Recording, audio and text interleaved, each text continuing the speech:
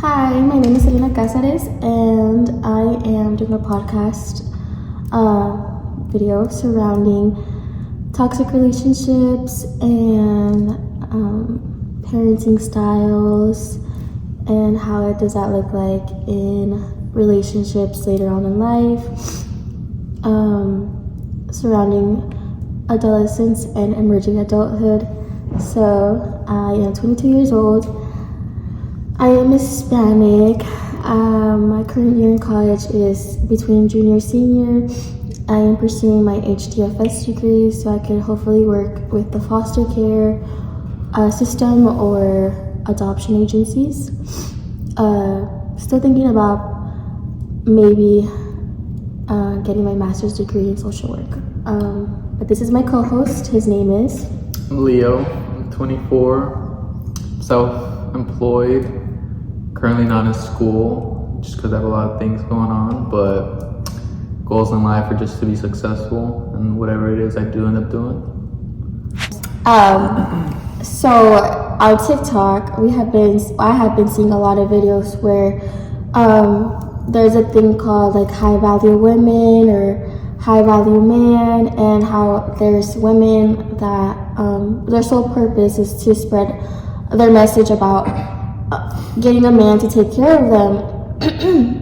And I don't know if that is a good thing to follow as a young person, to look up to these people and to think that, you know, we have to like progressively seek out men who are wealthy, who are like well off, so that they could, you know, buy us expensive things, take us to expensive vacations. I think that's not like a good quality thing to actively look out for. It is important to have someone that has things like money-wise that can take care of themselves, but I feel like sometimes that could be, you know, put in the back burner if that person, you know, has good values, good morals, and treats you well. Have you seen those videos lately? I haven't, but it's always been a thing that's going around where people want to get taken care of, man or woman. Yeah. But I think at the same time, some people are okay with that. Some girls are okay with that, and some guys are okay with being the sole provider. Yeah. So it's different for everybody. Okay. My next question would be, what advice would you give your loved one who is currently in a toxic relationship? Do you wanna? It's kind of tough because you never know the exact situation that they're in or the history. But I think the only advice you could give somebody is just to be safe and know where to draw the line. Okay. Yeah, I agree. I feel like it is very important to find someone that can respect you, and if you feel like you're being disrespected at any moment, it's okay to speak up or to leave the relationship, or to just like set your boundaries, because it progressively gets worse. Like when there's disrespect, it could probably like lead to something like, you know, violence and physical violence or sexual assault or something like that. Like you don't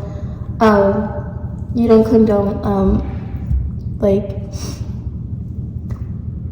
you know, like basically not saying that you're like rape, kind of, yeah. So yeah, so it could get worse. So it's important to know the signs like very early on, and to like to get out of it as soon as you can. But yeah. The next question is, does social media play a role in partners being unfaithful? I'm going first. Oh, yeah. Do you want to go first? I think social media plays a lot of roles, not just in that, but just in anything that has to do with the relationship, whether it's what people expect from each other because of what they see on social media, or it makes them want what they see on social media, whether it's a different partner or just materialistic things. But I think social media definitely plays a role in affecting relationships in every type of way that you can think of. I definitely agree that social media does play a role in a partner being unfaithful. We are not meant to be exposed to so much, like, as in seeing so many faces, seeing so many people, and then you have it in your phone, so it's like it's readily available there for you to, to scroll and look at, and sometimes you maybe get infatuated a little bit with it, but that person doesn't know you and you don't know them, so and it makes it easy to even go ahead and cheat on your significant other, because it makes it in a way where it's like very sneaky and you don't think your other person's gonna find out. So yeah, it is very easy for your significant other to cheat on you if they have social media, which is not a bad thing to have social media. There's like a lot of benefits that can come out of it. It just depends how, like, who the person is and how easily they could be, how easily they could be, how do I say? Corrupted. Yeah, in a way. There is always red flags in any relationship, but in toxic relationships, the red flags would be, do you know any red flags in toxic relationships to look out for? I feel like it's a broad question or a broad thing. Someone could see it as a red flag and someone can't. Like saying, like, wanting to share locations. Someone could see it as a red flag, someone could see it as caring. Maybe someone that just wants to be around someone a lot.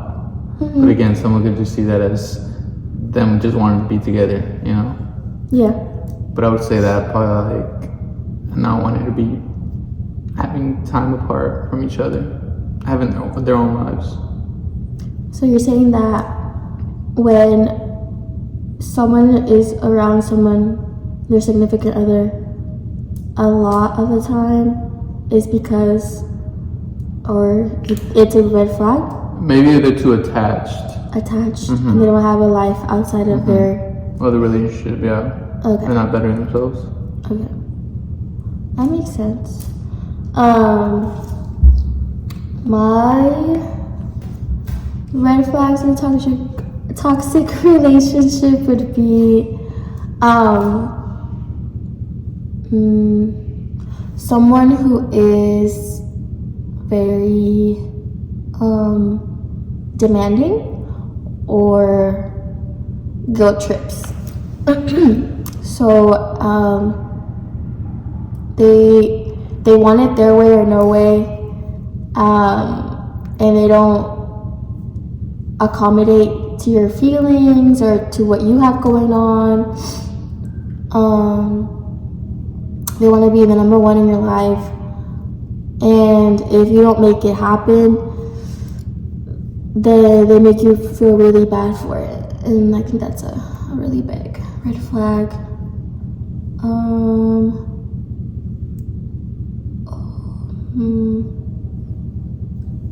I feel like how they treat other people. If you're like somewhere out in public and they treat like a service worker with like so much disrespect and like not really caring. No manners. Like I feel like then that's a reflection of like right now he's probably treating you right and trying to like win you over. But then if you see that he treats other people really badly and poorly, I feel like eventually like it's gonna happen to you. Like he's gonna treat you like that too. So then the next question, I'm gonna After 12 minutes. Jeez Christ. Do you know your standards for a healthy relationship and what that looks like to you? Honesty and just having respect for one another kind of goes a long ways, because you both have an understanding of how you want to be treated and what shouldn't be done and what should be done, and just what you expect from each other. So just, I think a lot of it has to do with communication. It is important for both parties to be able to communicate in a healthy way, getting your point across, but also not keeping other people's feelings in mind. It is important to say what you have to say, but also be mindful of how you say it and the words you choose, because if you hurt someone's feelings, it's game over. At that point, that person's not gonna hear you out. They're gonna tune you out, cut you off. It's gonna get heated, and both people are gonna just feel bad about themselves. At the end of the conversation, nothing's gonna get resolved.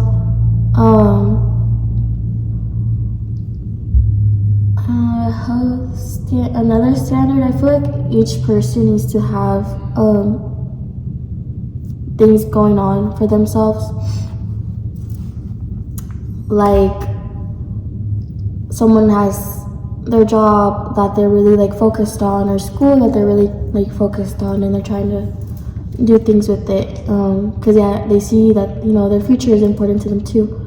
So they know that they have goals that they need to achieve, while also maintaining a relationship is the way to go. Not just only focus on your boyfriend or girlfriend.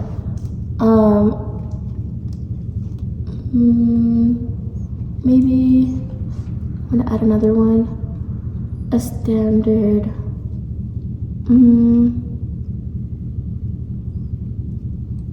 A standard for a healthy relationship.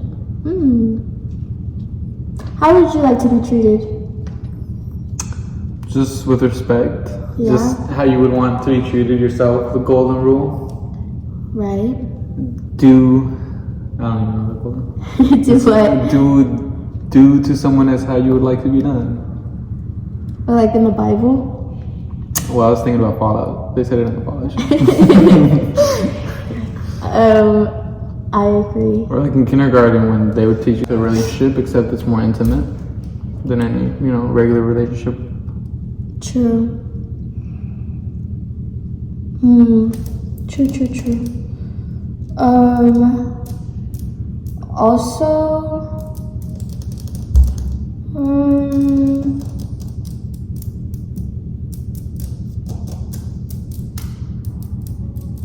someone that understands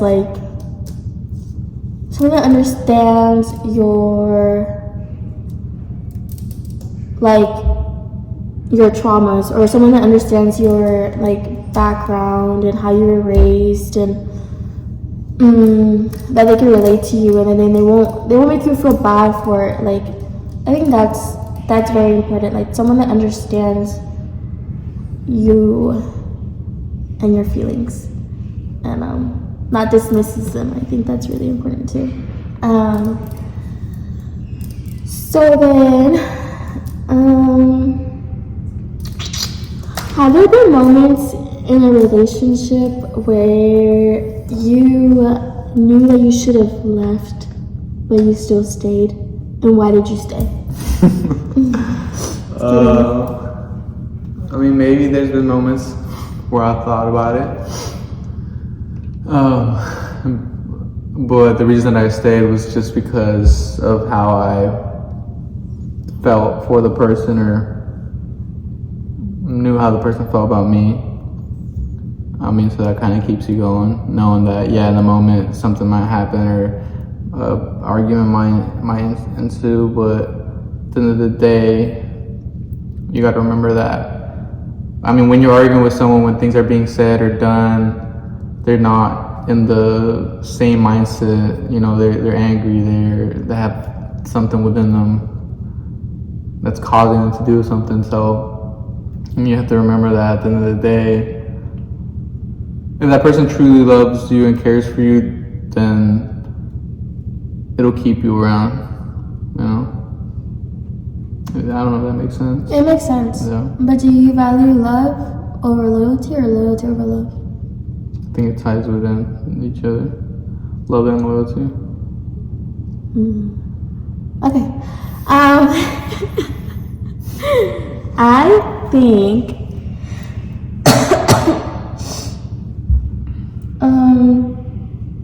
wait, so you're saying that because in the moment, like, you did feel like leaving, but it wasn't a moment where it's like both of you guys were like really upset, really mad, Like and leave, you weren't thinking clearly. like leave to run away from the problems in a way. Yeah. Are you fight, flight, or freeze? Both. Fight and then maybe flight. Yeah. Yeah. I'm very much flight. Yeah. Yes, so growing up, I feel like when my parents would get mad at me or I was gonna get it, you know, whipping, I ran. Like, I just had to hide. Like, I couldn't deal with the situation. I was really upset. Or like they just was like, you know, like yelling, and my siblings would tell me something and I just would get my feelings hurt. I would just run. Like, I would just run and go to my room and like lock myself all day. I wouldn't talk to anybody. And in a way, I was just thinking like maybe they'll come around and like they'll come and talk to me and then they'll try to make me feel better. So like they know that that they hurt my feelings. So it was kind of me like just trying to get their attention. But yeah, now I don't like when it comes to arguing with somebody and I'm not like getting my point across how I want to, or if I'm saying something and they're not understanding me, I just feel like it's better to walk away, gather my thoughts, and just, I don't know, like not talk to them for a while. And that's bad too, because then that turns into giving people like the silent treatment. And I think the silent treatment is very also toxic to give to your significant other. Not talking to them and kind of like ghosting them. And I am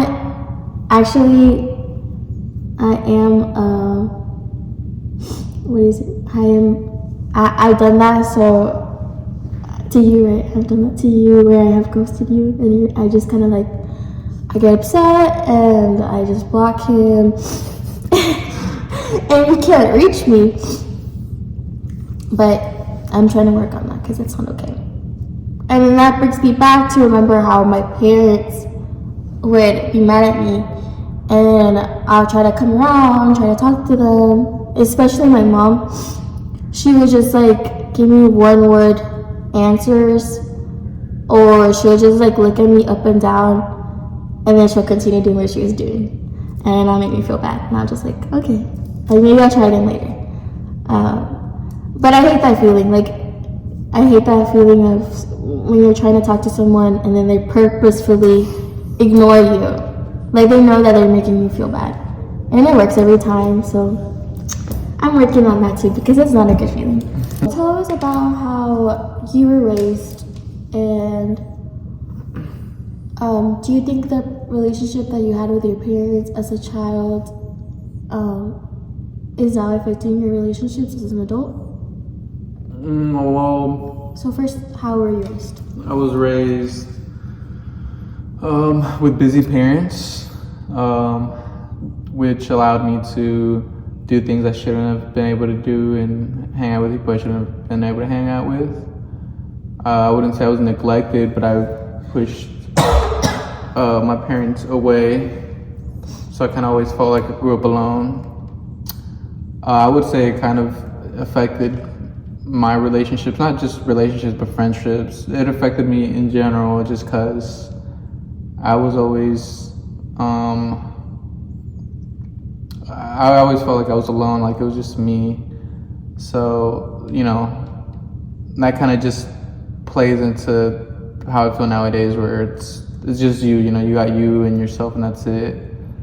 Yeah, I feel like the way I was raised did affect the way I am in relationships with friends, peers, just growing up the way I did. No parental supervision, you know. So are you aware of like parenting styles and attachment styles around for you during your developmental years? Do you feel like you have grown to have an anxious attachment style to your partner? Maybe, yeah. Okay. And how is that working for you? Or how have you navigated that? Well, I don't think about it, so I never put two and two together. Has that not been an issue in your adult relationships? Yeah, probably. With people? Okay. But I've never put one and one together, you know. So now that you know about this, how can you reflect about it? Is it something that you will keep in mind? Yeah. Is it something that you will carry with you? I think I'd keep in mind and remember that when I act a certain way, that ties into that, you know. You know, realize where it's stemming from, you know. So will you actively try to change your ways, or do you think you can, like, you're fine how you are right now? I mean, I would actively try, you know, but it's not gonna happen overnight, you know. It's a learning process as well. Because thus far, has it worked for you, or has it complicated your life? I'd probably say complicated. So if you're saying that if your parents were there, like, more for you, and they're for like emotional support and just, you know, monitoring you more when you were growing up, would you feel like you would have more of a secure attachment to your partner? If I allowed them to, yes. Because I mean, I think they tried, but I didn't allow them to. As a child, you think that was your fault? That you didn't allow them to?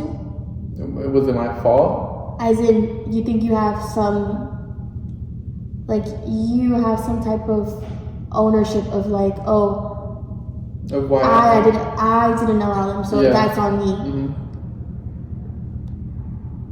As a child, do you think like that's right? Like for you to be like, oh, like I also had thoughts in the relationship. I feel like it's that's the truth. It was because of me, you know. I'm the one that avoided it.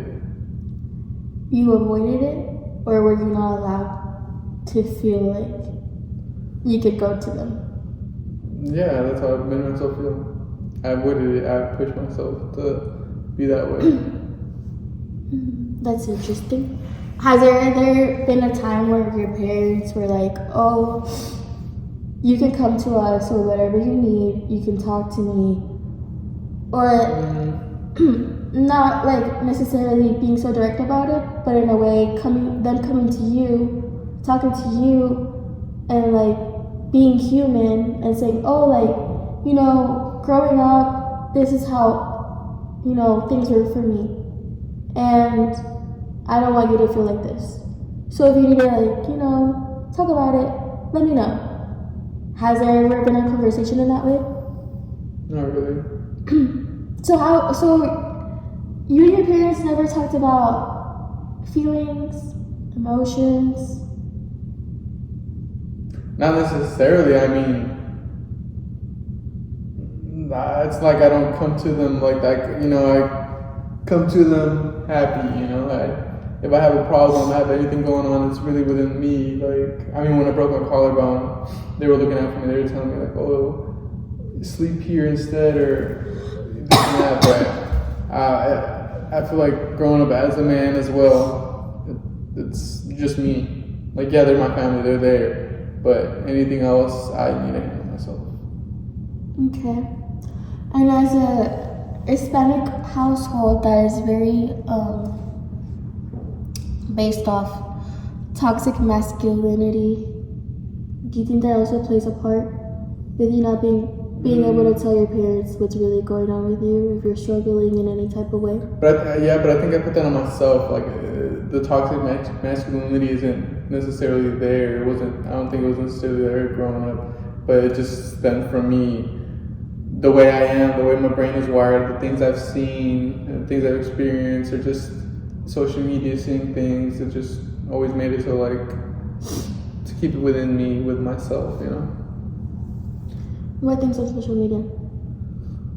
Just like, you know, you see videos where, you know, it's a motivational video and it's the guy saying like, F that, you know, you don't need the sympathy, it's within you, or it's stuff like that, you know. But it's mostly just about growing up, and growing up I always wanted to be an adult, and I always wanted to get things done for myself. Has that worked out for you so far? As in, I mean, taking ownership or taking all your problems just by yourself? Like, I mean, I'm here still. You're here still, but is it working?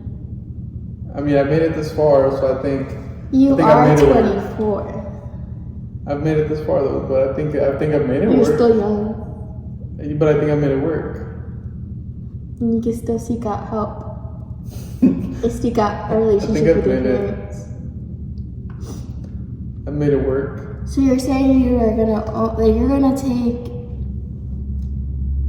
the thought for not going to your parents or avoiding your parents from a child till now. You're gonna put all of that on you. You're not gonna blame them for it? No, because I mean, I think I've always made it seem like I'm the nonchalant kid. They've always just seen me as the kid that... Are you playing a character, or are you... I don't think I'm playing a character, but I mean, sometimes I just don't care. Sometimes I'm zen. I mean, I got things going on, but I just forget. I just, you know, just remember that it's a problem that I'll get through. Okay. And you see nothing wrong with it? I mean, of course, it's not normal. To some people, it's not healthy. It's not normal, but it's your normal. Yeah. Okay. So. I think we got sidetracked. Did we? Navigating the dating scene and being safe when it comes to meeting people on dating sites and the term situationship and what that means to this generation, because there is a lot of that going around. And people are afraid to commit. Why is that? Why do you think that is? Why is this generation afraid to put titles? Maybe because they're worried that one another is going to do each other wrong, or maybe because they just know how it is and they know that they're not going to be around for each other, you know? Like, they're just in the moment, hanging around, hooking up, chilling. But they don't see no future with them, so why make it official? Why, you know? Yeah. What? I think it's very normalized to have, or for someone to have a situationship, and that's not okay. It is literally like a whole brand new term that is like, it takes you from friend, situationship, to boyfriend. And I feel like it works for people, don't get me wrong, but I don't think it's ideal, and it's not okay for your mental health and your well-being overall. It's very confusing, and I feel like people are gonna get their feelings hurt, and I don't think it's worth like the time you're investing, you're spending on a person, it's not worth the heartbreak that's gonna come at the end of it, you know, because it's either you're gonna be left in the dust or you're gonna be their boyfriend, girlfriend. But most of the time, that doesn't happen. So hearts are gonna get broken. And I mean, it's just crazy to think how there was not a term for this back when whenever like our parents were dating. You know, like it's either, well, for my mom, I think it was just like what she met my dad, and then three months later already like married. How was it for your parents? I mean, something similar, yeah. Yeah. So it's like a very quick thing. Like it happens, you meet your person, you're just like, okay, let's get married. That's the next step. People take years to get married. A long time. Or never get married. Yeah. Especially in America. I feel like men and women take a really long time before they commit. They're already taking vacations together. They're already meeting their families, like spending holidays together, having multiple babies, buying houses, no ring, not married. Why is that? That's just how I like it. They like it. I mean, you gotta think about it. You just think that it's everybody's preference. I mean, a lot of people's preference, yeah, a lot of people don't see the reason to get married. Because again, divorce and all this stuff, and I think it's just social media. It's just how people are being raised nowadays, and you see these couples on YouTube and TikTok, and then it's like these people that are doing that, then they have kids and they're raising them, and then they see their parents never got married, and True. Normalized. It's interesting getting the male perspective of this, and then you're saying that it's everybody's preference and it's normalized. But I mean, in your like expectations in your Mexican, household family, what do they want out of you when it comes to? Well, I mean, my parents never got married. Your parents are not married? No, but I mean, there's an understanding, but I feel like, I mean, they obviously want grandchildren, and they want the typical family. For myself, traditional, right? Traditional, yeah. But I mean, my parents were never married, but it's, Do they have like a preference, whether it's like, I think you should put a ring on it and then have a big wedding and then start your family? I think it's for them. They just leave it up to me. Okay. Yeah. Okay. I don't think they have a preference, but obviously they probably want grandkids, but I don't think they're over here telling me, oh, you have to do it this way, or Right. Well, for me, my mom would expect for me to go to the altar first, get married, and then start a family. I think that's very important for my family, for me to do it that way, because that is considered the right way. And they don't want me to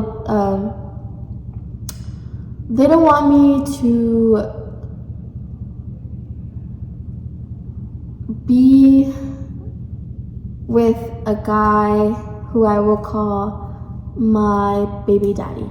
They want me to be with a guy that is my husband. And also because people talk, and when it comes to daughters and Mexican families, there's a lot of like expectations, a lot of just things that they put on you that you just have to do, because you don't want people to have this assumption of you, or to think that you're,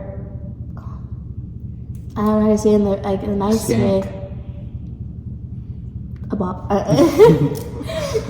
that you're just like any like easy girl, I guess.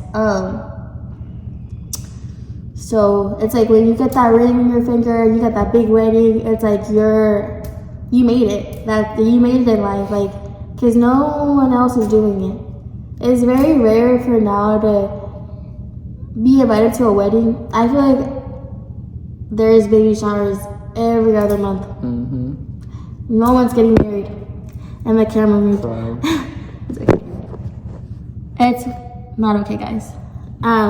And now I feel like I'm talking about like, oh, get married, it's religion, follow Jesus. A situationship will ever lead to something great. I think it's just a recipe for disaster. So I do not condone situationships. Or dependent, or you need to be next to this person while they wipe their booty, but I think there's a healthy line to, you know, a healthy thing to being codependent to somebody. I mean, yeah, I think there's a healthy line to not cross over. So yeah, codependence, not okay. It is fine to be like, oh, like this person I can go to, my safe person, like I could go and rant, they will help me, struggling with something like money wise. You have to be able to be self-sufficient in trying to fix a situation on your own. If you absolutely cannot like find a solution to your problem, then I feel like that's okay. Like, yeah, go to your significant other, ask for help, let them know what's going on, because those bad days or those bad feelings, bad thoughts, put you in a bad mood, and that rubs off on your partner, so they might not know what's going on. So it's important to let them know, like, oh, like, hey, I'm struggling, but to always put your baggage on someone, to always, you know, run to them, I expect them to just solve everything and anything. It is not okay. That is bad. And I don't think it's healthy at all. And that's probably why, this is a new word I just learned. It's called limerence. Have you ever heard of limerence? Mm-hmm. So it's like people get confused with limerence and being in love. And it's basically like an obsession of like infatuation with a person. And you could just like obsess over them. And I feel like that's how you become codependent, because it's just like, oh, I have to be with him. Like I don't want them to hang out with anybody else. I don't want them to talk to anybody else. Like, we have to hang out 24/7 or not, like I'm gonna myself. And yeah, so it's not love. It's more so like a limerence, obsession, yeah. And I'm guilty of this because I feel like I have been codependent before in my relationships, and I was crazy. Like, it makes a person crazy, and it makes it makes your significant other person crazy, because you're just not all there. And all you think about and all you want is to be with your significant other. And yeah. All right then, that wraps it up. That wraps it up. Any final thoughts? No. Any advice? Anything you want to say? Just social media isn't real. That's it. Nobody's relationship is perfect. Mm-hmm. Ups and downs. Yeah.